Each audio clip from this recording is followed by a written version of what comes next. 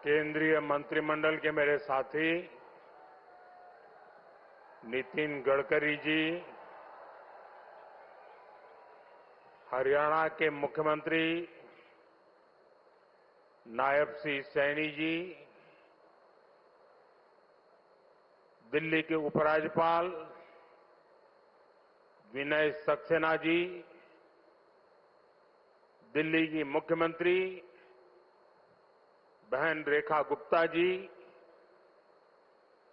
केंद्र में मंत्रिपरिषद के मेरे साथी अजय टम्टा जी, हर्ष मल्होत्रा जी, दिल्ली और हरियाणा के सांसदगण, उपस्थित मंत्रीगण, अन्य जनप्रतिनिधिगण और मेरे प्यारे भाई और बहनों, एक्सप्रेस वे का नाम द्वारका, जहां ये कार्यक्रम हो रहा है उस स्थान का नाम रोहिणी, जन्माष्टमी का उल्लास और संयोग से मैं भी द्वारकाधीश की भूमि से हूं। पूरा माहौल बहुत कृष्णमय हो गया है।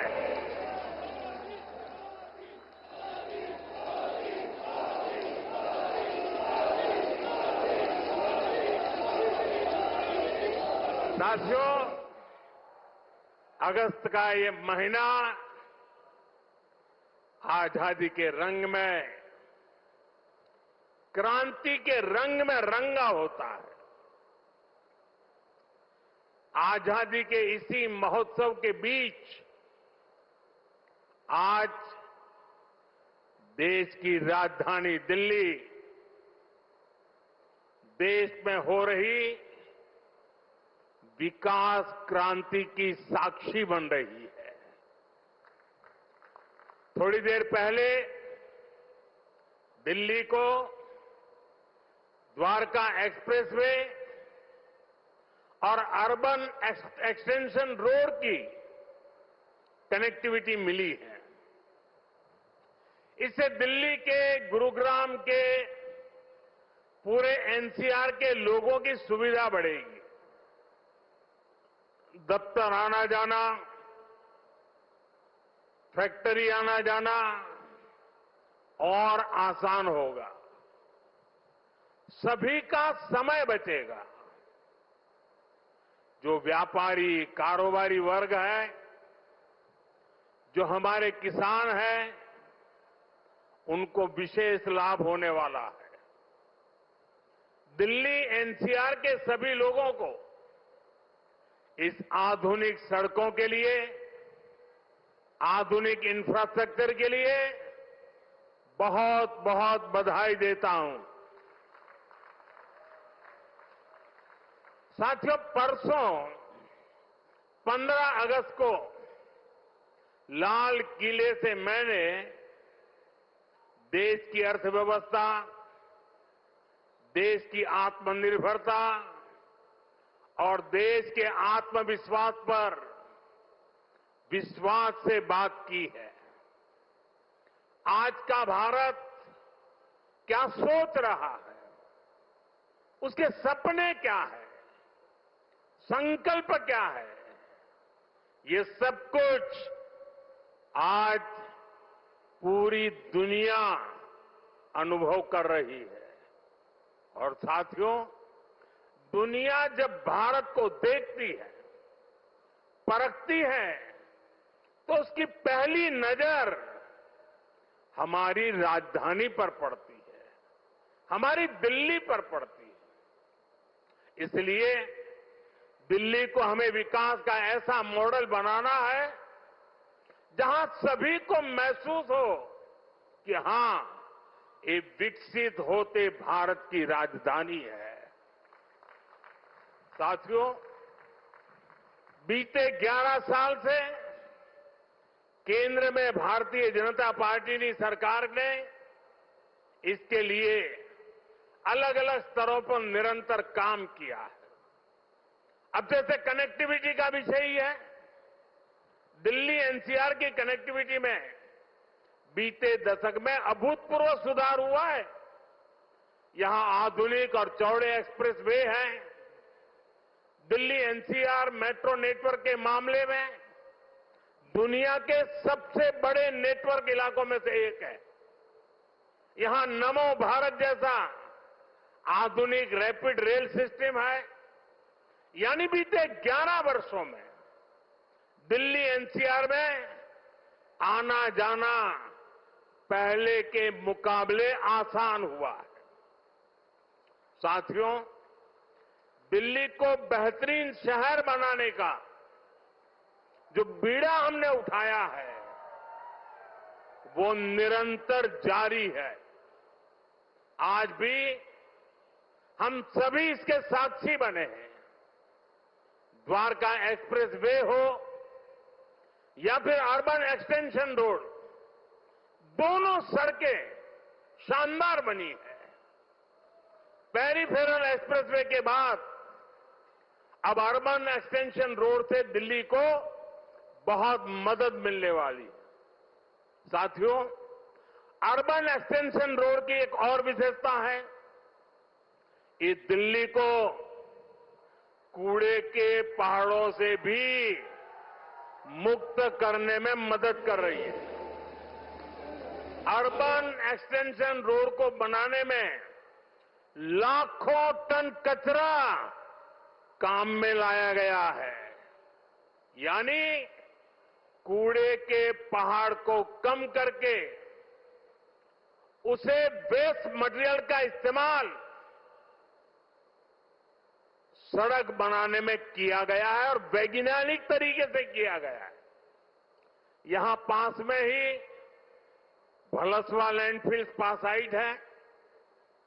यहां आसपास जो परिवार रहते हैं उनके लिए कितनी समस्या है ये हम सभी जानते हैं। हमारी सरकार ऐसी हर परेशानी से दिल्ली वालों को मुक्ति दिलाने में जुटी हुई है। साथियों, मुझे खुशी है कि रेखा गुप्ता जी के नेतृत्व में दिल्ली की भाजपा सरकार यमुना जी की सफाई में भी लगातार जुटी हुई है। मुझे बताया गया कि यमुना से इतने कम समय में 16 लाख मैट्रिक टन सील्ड हटाई जा चुकी है। इतना ही नहीं, बहुत कम समय में ही दिल्ली में 650 देवी इलेक्ट्रिक बसें शुरू की गई है। और इतना ही नहीं, भविष्य में भी इलेक्ट्रिक बसें एक बहुत बड़ी मात्रा में करीब करीब 2000 का आंकड़ा पार कर जाएगी। ये ग्रीन दिल्ली, क्लीन दिल्ली के मंत्र को और मजबूत करता है।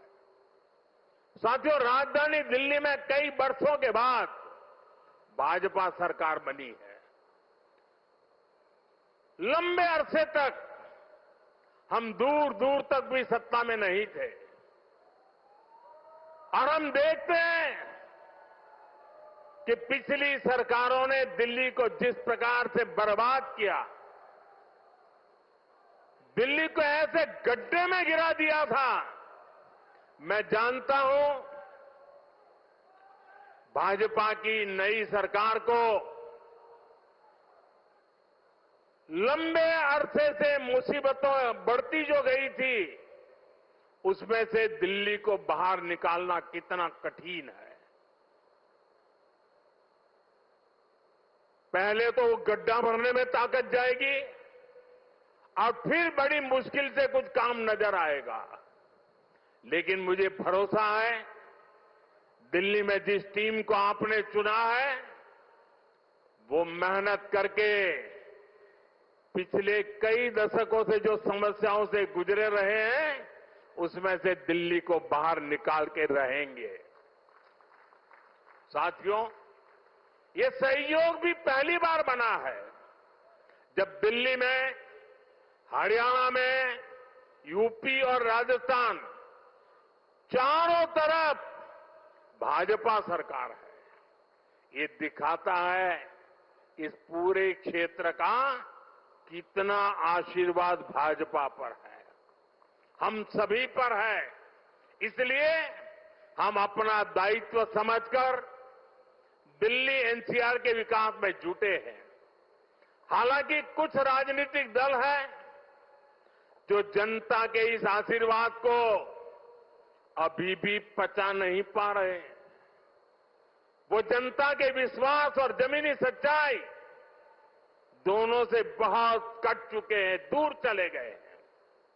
आपको याद होगा कुछ महीने पहले किस तरह दिल्ली और हरियाणा के लोगों को एक दूसरे के खिलाफ खड़ा करने की, दुश्मनी बनाने की साजिश रची गई। ये तक कह दिया गया कि हरियाणा के लोग दिल्ली के पानी में जहर मिला रहे हैं।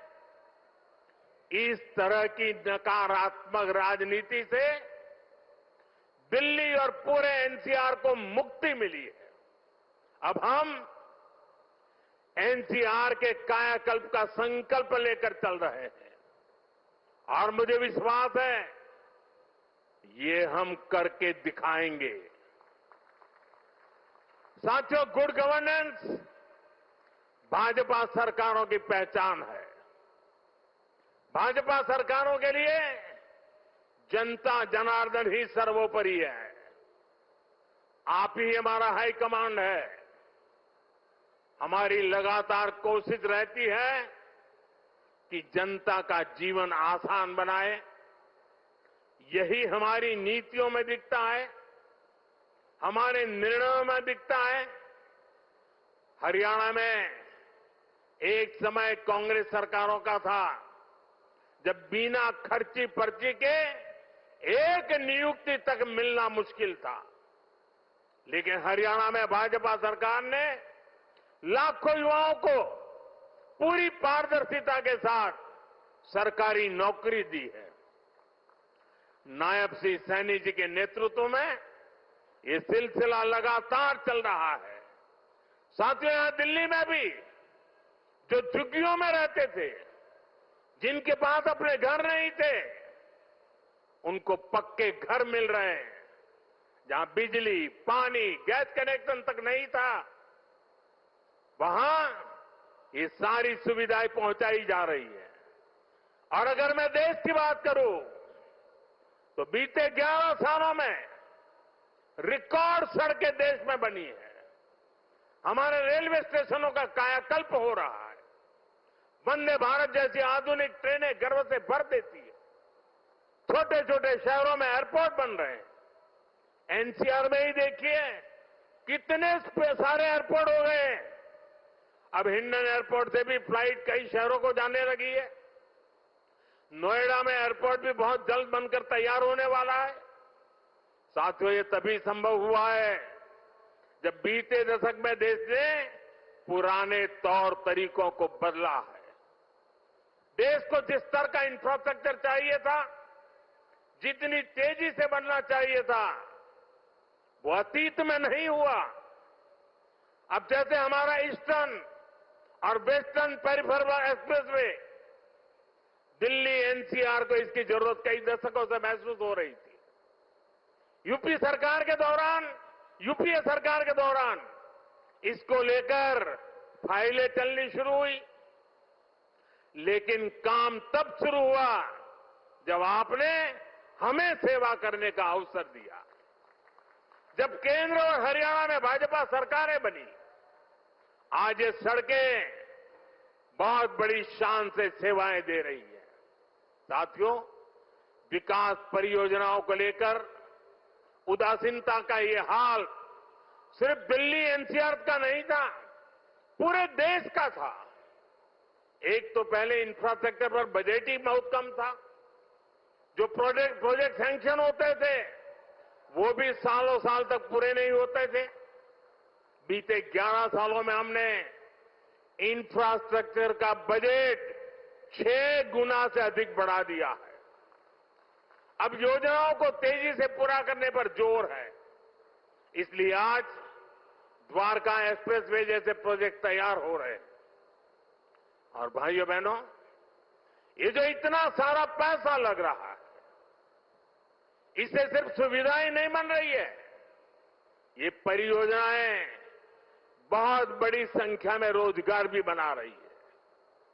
जब इतना सारा कंस्ट्रक्शन होता है तो इसमें लेबर से लेकर इंजीनियर तक लाखों साथियों को काम मिलता है। जो कंस्ट्रक्शन मटेरियल यूज होता है उससे जुड़ी फैक्ट्रियों में, दुकानों में नौकरियां बढ़ती है। ट्रांसपोर्ट और लॉजिस्टिक्स में रोजगार बनते हैं। साथियों, लंबे समय तक जिन्होंने सरकारें चलाई है उनके लिए जनता पर शासन करना ही सबसे बड़ा लक्ष्य था। हमारा प्रयास है जनता के जीवन से सरकार का दबाव और दखल दोनों समाप्त करें। पहले क्या स्थिति थी, इसका एक और उदाहरण मैं आपको देता हूं। दिल्ली में, ये सुनकर के आप चौंक जाएंगे, दिल्ली में हमारे जो स्वच्छता मित्र हैं, साफ सफाई के काम में जुटे साथी हैं, ये सभी दिल्ली में बहुत बड़ा दायित्व निभाते हैं। सुबह उठते ही पहले उनको थैंक यू करना चाहिए। लेकिन पहले की सरकारों ने इन्हें भी जैसे अपना गुलाम समझ रखा था। मैं इन छोटे छोटे मेरे सफाई में बंधुओं की बात कर रहा हूं। ये जो लोग सर पे संविधान रख करके नाचते हैं ना, वो संविधान को कैसे कुचलते थे, वे बाबा साहब की भावनाओं को कैसे दगा देते थे, मैं आज वो सच्चाई आपको बताने जा रहा हूं। आप, मैं कहता हूं, सुनकर सन्न रह जाएंगे। मेरे सफाई कर्मी भाई बहन जो दिल्ली में काम करते हैं, उनके लिए एक खतरनाक कानून था इस देश में। दिल्ली में दिल्ली म्युनिसिपल कॉरपोरेशन एक्ट में एक बात लिखी थी, यदि कोई सफाई मित्र बिना बताए काम पर नहीं आता तो उसे 1 महीने के लिए जेल में डाला जा सकता था। आप बताइए, खुद सोचिए, सफाई कर्मियों को लोग क्या समझते थे? क्या आप उन्हें जेल में डाल देंगे, वो भी एक छोटी सी गलती के कारण? आज जो सामाजिक न्याय की बड़ी बड़ी बातें करते हैं, उन्होंने ऐसे कई नियम कानून देश में बनाए रखे हुए थे। ये मोदी है जो इस तरह के गलत कानून को खोज करके खत्म कर रहा है।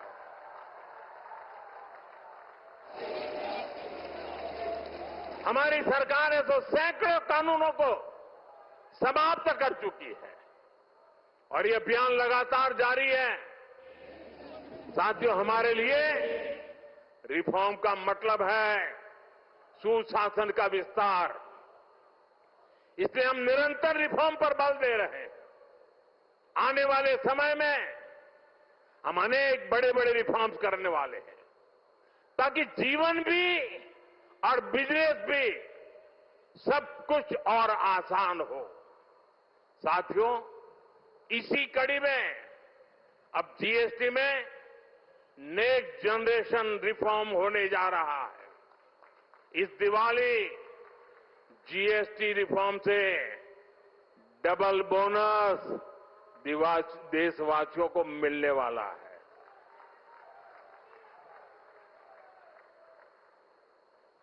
हमने इसका पूरा प्रारूप राज्यों को भेज दिया है। मैं आशा करता हूं कि सभी राज्य भारत सरकार के इस इनिशिएटिव को सहयोग करेंगे, जल्द से जल्द इस प्रक्रिया को पूरा करेंगे ताकि ये दिवाली और ज्यादा शानदार बन सके। हमारा प्रयास जीएसटी को और आसान बनाने और टैक्स दरों को रिवाइज करने का है। इसका फायदा हर परिवार को होगा, गरीब और मिडिल क्लास को होगा, छोटे बड़े हर उद्यमी को होगा, हर व्यापारी कारोबारी को होगा। साथियों, भारत की बहुत बड़ी शक्ति हमारी प्राचीन संस्कृति है, हमारी प्राचीन धरोहर है।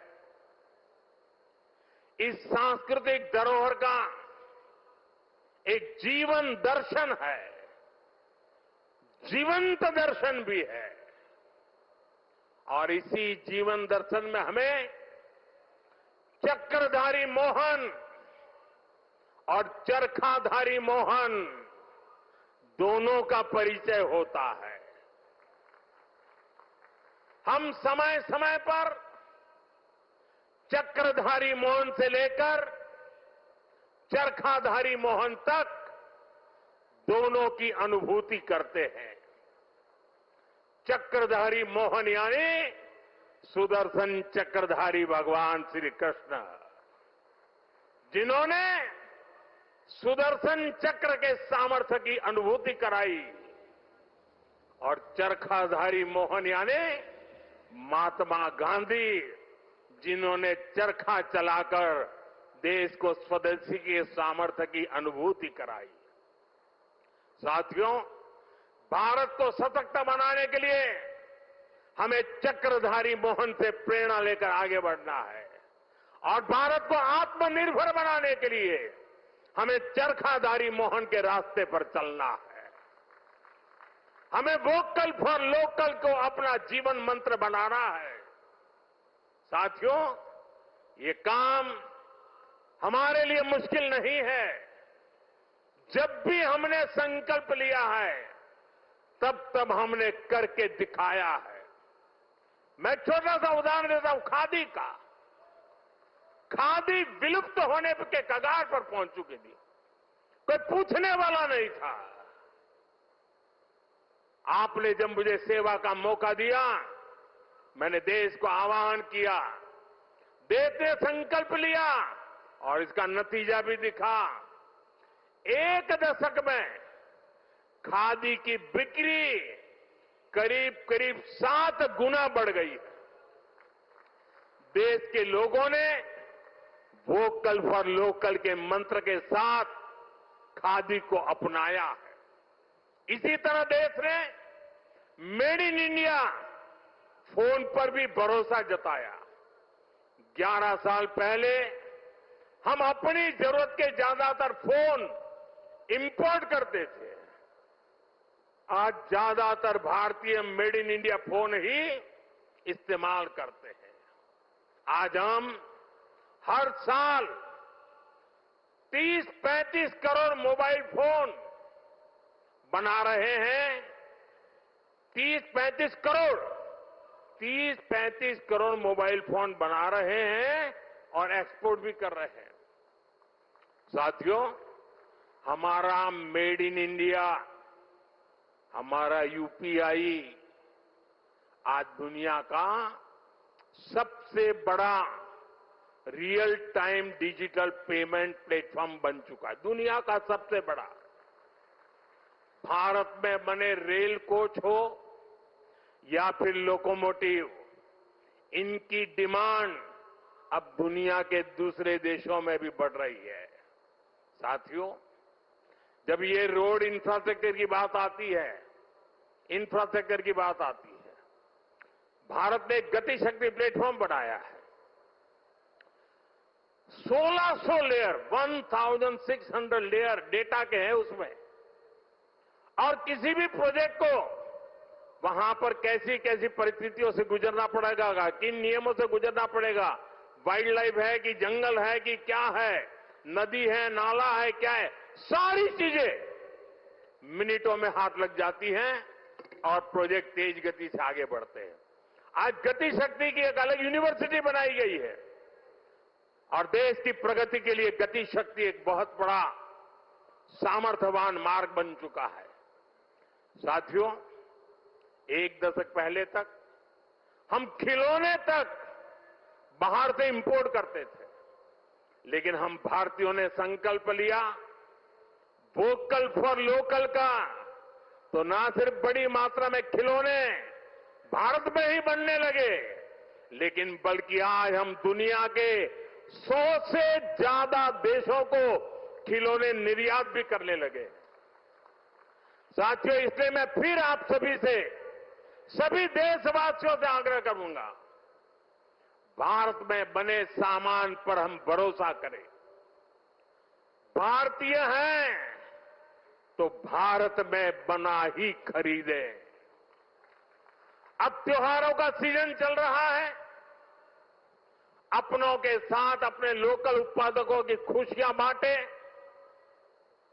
आप तय करें गिफ्ट वही देना है जो भारत में बना हो, भारतीयों द्वारा बनाया हुआ। साथियों, मैं आज व्यापारी वर्ग से, दुकानदार बंधुओं से भी एक बात कहना चाहता हूं। होगा कोई समय विदेश में बना सामान आपने इसलिए बेचा हो ताकि शायद आपको लगा हो प्रॉफिट थोड़ा ज्यादा मिल जाता है। अब आपने जो किया सो किया, लेकिन अब आप भी वोकल फॉर लोकल के मंत्र पर मेरा साथ दीजिए। आपके इस एक कदम से देश का तो फायदा होगा, आपके परिवार का, आपके बच्चों का भी फायदा होगा। आपकी बेची हुई हर चीज से देश के किसी मजदूर का, किसी गरीब का फायदा होगा। आपकी बेची गई हर चीज का पैसा भारत में ही रहेगा, किसी न किसी भारतीय को ही मिलेगा। यानी ये भारतीयों की खरीद शक्ति को ही बढ़ाएगा, अर्थव्यवस्था को मजबूती देगा। और इसलिए मेरा आग्रह है, आप मेड इन इंडिया सामान को पूरे गर्व के साथ बेचें। साथियों, दिल्ली आज एक ऐसी राजधानी बन रही है जो भारत के अतीत का भविष्य के साथ साक्षात्कार भी कराती है। कुछ दिन पहले ही देश को नया सेंट्रल सेक्रेटरिएट, कर्तव्य भवन मिला है, नई संसद बन चुकी है, कर्तव्य पथ नए रूप में हमारे सामने है। भारत मंडपम और यशोभूमि जैसे आधुनिक कॉन्फ्रेंस सेंटर का दिल्ली की शान बढ़ा रहे हैं। ये दिल्ली को बिजनेस के लिए, व्यापार कारोबार के लिए बेहतरीन स्थान बना रहे हैं। मुझे विश्वास है इन सभी के सामर्थ्य और प्रेरणा से हमारी दिल्ली दुनिया की बेहतरीन राजधानी बनकर उभरेगी। इसी कामना के साथ एक बार फिर इन सभी विकास कार्यों के लिए आप सबको, दिल्ली को, हरियाणा को, राजस्थान को, उत्तर प्रदेश को, पूरे इस क्षेत्र का विकास होने जा रहा है। मैं बहुत बहुत शुभकामनाएं देता हूं, बहुत बहुत बधाई देता हूं। आप सबका बहुत बहुत धन्यवाद। आइए खड़े होकर करतल ध्वनि के साथ आभार